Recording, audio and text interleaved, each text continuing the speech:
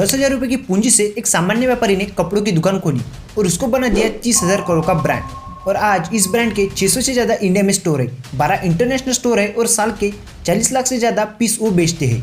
इस दुकान के मालिक ने अपने पिता से 20,000 को लेकर छोटी सी बहस पे पिता की दुकान छोड़ के खुद की दुकान चालू की और आज उनकी नेटवर्क 30,000 करोड़ की बन चुकी है और देश के 50वें सबसे अमीर व्यक्ति भी है। हम बात कर रहे हैं रवि मोदी जी की। तो चलिए जानते हैं आज की इस वीडियो में रवि मोदी जी के बारे में। कहानी की शुरुआत होती है साल 1977 में। पश्चिम बंगाल के कोलकाता में जन्म होता है रवि मोदी जी का और वो एक साधारण मध्यवर्गीय मारवाड़ी परिवार से ताल्लुक रखते थे। उनके पिता की कोलकाता में एक 140 स्क्वायर फीट की छोटी सी कपड़ों की दुकान भी थी। 13 साल की उम्र में ही रवि मोदी जी का दुकान पर आना जाना चालू हो गया था। जैसे स्कूल होने के बाद वो दुकान पे आते, सैटरडे संडे को भी वो दुकान पे आते थे। वहाँ दुकान पे उन्होंने 9 साल काम किया और सेल्स के बारे में बारीकी से चीजें भी सीखी। एक दिन अपनी दुकान में काम करने वाले सेल्समैन से वो पूछते हैं कि आप कुछ ग्राहकों से तो बहुत अच्छा पेश आते हैं और कुछ ग्राहकों पर बिल्कुल भी ध्यान नहीं देते, ऐसा आप क्यों करते हो? सेल्समैन कहता है कि मैं जानता हूँ कि कौन सा ग्राहक कपड़े खरीदने आया है और कौन सा ग्राहक टाइम पास करने है। जिसके बाद रवि मोदी जी कहते हैं कि आप उस ग्राहक को मेरे पास भेज दिया करेगा। और फिर एक दिन तो उन्होंने एक शर्ट लेने आए व्यक्ति को ही 20 कपड़े बेच दिए। रवि मोदी जी MBA में सिखाए जाने वाले क्रॉस सेलिंग और अपसेलिंग कॉन्सेप्ट को अपनी दुकान में प्रैक्टिकली इंप्लीमेंट कर रहे थे। पढ़ाई के साथ ही उन्हें दुकान संभालने में भी काफ़ी मज़ा आ रहा था।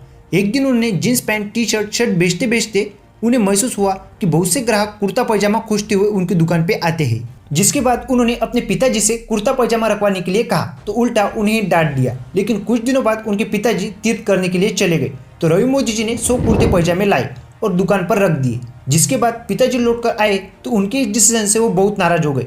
लेकिन पता चला कि एक हफ्ते में ही 100 कुर्ते में से 80 कुर्ते पैजामे बेच दिए तो वो शांत हो गए। और ये बात है साल 1996 की। तब रवि मोदी जी 19 साल के हो चुके थे।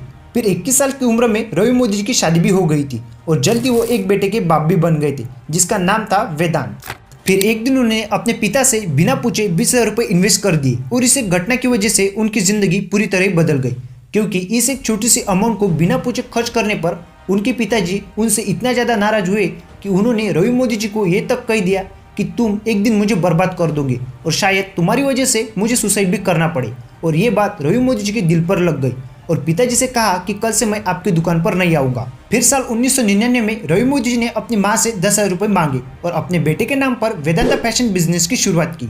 लेकिन दोस्तों, पिताजी के दुकान पर मिले अनुभव से रवि मोदी जी भारतीय कपड़ा बाजार की बहुत ही बड़ी हिडन डिमांड को समझ चुके थे जिस पर कोई भी ध्यान नहीं दे रहा था। और वो डिमांड थी ब्रांडेड एथनिक वियर की।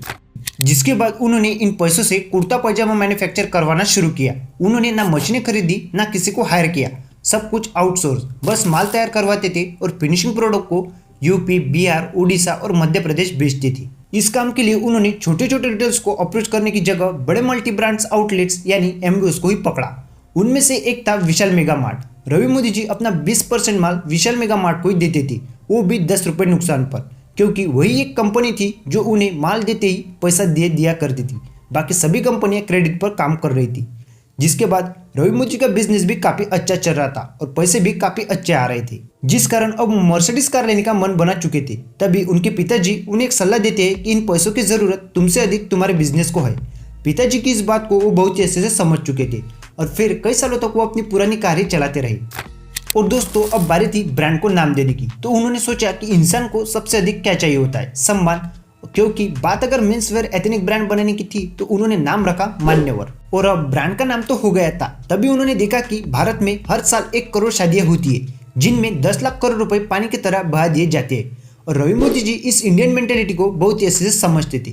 तभी उन्होंने इंडिया की सबसे बड़ी कैटेगरी के सबसे अधिक वैल्यूएशन वाले सेगमेंट को पकड़ा, यानी ऐसी शादियां जिनमें 5 लाख रुपए से लेकर 50 लाख रुपए खर्च होते हो, क्योंकि ऐसी शादियों की संख्या ही करीब 35 लाख की थी। यानी मार्केट तो उनकी टारगेट से बहुत बड़ा था और उन्होंने भी इस मार्केट को पूरी तरह डिसरप्ट भी कर दिया था। जहां दूल्हा पहले शादी में टाई सूट पहनता था, अब नक्का सरदार शेरवानी उसकी पहचान बनने लगी थी, जिस कारण इंडियन कंज्यूमर के दिमाग में धीरे धीरे शादी का मतलब मान्यवर होने लगा। साल 2017 में रवि मोदी जी का मास्टर स्ट्रोक सामने आए जब उन्होंने विराट कोहली और उनकी गर्लफ्रेंड अनुष्का शर्मा को मान्यवर की एड के लिए साइन किया। और दोस्तों, इस समय तक भी रवि मोदी जी के पास वही पुरानी कार थी। फिर इसके बाद उन्होंने अमिताभ बच्चन से लेकर कार्तिक आर्यन, आलिया भट्ट से लेकर रामचरण तक हर बड़े चेहरे को वो कैमरे पर दिखाने लगी। जिसके बाद साल 2005 से 6 तक रवि मोदी जी मान्यवर को पेंटालून, शॉपर स्टॉप और बिग बाजार जैसे लार्ज प्लेटफॉर्म तक भी पहुंचा चुके थे। लेकिन अब जरूरत थी डेटाबेस की जो हर तरह की जानकारी इन्हें दे सके। फिर उन्होंने इन सभी बड़े स्टोर से डेटा मांगा, लेकिन सभी ने डेटा देने से मना कर दिया। और दोस्तों, मान्यवर के लिए एक टर्निंग पॉइंट भी साबित हुआ, क्योंकि इसी मोड़ पर आकर रवि मोदी जी ने अपने खुद के एक्सक्लूसिव ब्रांड आउटलेट स्टार्ट करने का डिसीजन लिया, जिसके बाद साल 2008 में भुवनेश्वर, ओडिशा के भुवनेश्वर सिटी में मान्यवर का पहला स्टोर खोला। और ये स्टोर इतना सफल हुआ कि अगले एक साल में ही 12 स्टोर खुले। अब कंपनी हर रोज सीधा ग्राहकों से इंटरेक्ट कर रही थी। उसे जो डेटा चाहिए था वो मिल भी रहा था। इस डेटा का प्रयोग करके कस्टमर के टेस्ट को समझने और नए प्रोडक्ट बनाने में होने लगा, और साथ ही यह रिपीटेड कस्टमर लाने के लिए भी एक सोर्स बन गया था। लेकिन दूसरी तरफ नए स्टोर खोलने में करोड़ों खर्च करना और उसे मैनेज करने में दिमाग खपाना, ये रवि मोदी जी को समझ नहीं आ रहा था। इसीलिए उन्होंने मान्यवर का एक फोफो मॉडल तैयार किया, यानी franchisee on franchisee operate model launch कर दिया, और बहुत ही तेजी से ये पूरे हिंदुस्तान में भी छा गया। और दोस्तों, अगर मान्यवर की प्रेजेंस की बात करें तो आज लगभग 5 कंट्रीज के अंदर 240 शहरों में 600 से ज्यादा स्टोर के साथ ये मजबूती से अपनी प्रेजेंस दर्ज कर रहा है। और फरवरी 2022 में IPO आने के बाद वेदांता फैशंस का मार्केट कैपिटलाइजेशन 30,000 करोड़ तक भी पहुंच चुका है। और दोस्तों, आज मान्यवर के पास ना कस्टमर की कमी है, ना डेटाबेस की कमी है।